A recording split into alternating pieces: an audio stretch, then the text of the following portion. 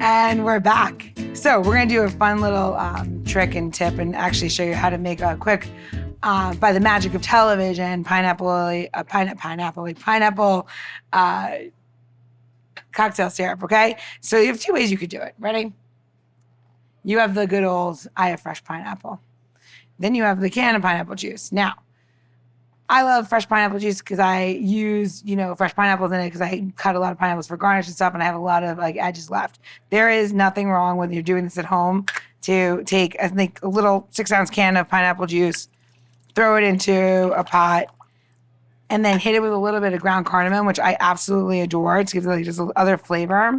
It's one of my favorite little, what's in there. I don't know what it is. The aromatics with that and the pineapple is so good. And then you're going to add whatever amount of juice you use to make a simple syrup. You're going to add the same amount of sugar. So I'm just going to pour it in and try to use the cane sugar because it's honestly one of my favorite. It's just, it's not bleached, right? And I really don't know what goes in refining sugar. But for me, it just looks like, I don't know. Why is it white?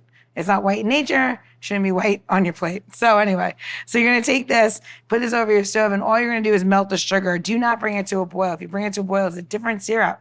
So you just want it to be nice and easy, and it turns this beautiful yellow color, and it's quite lovely. And I have a little sample of what happens to it here. Sorry, I don't have it for the magic of television. I do not have a cooking element today. And now I'm going to ruin this in the deli container, and there you go. And then you have this beautiful syrup. So this yellow-ness will clarify to this yummy-ness. So enjoy.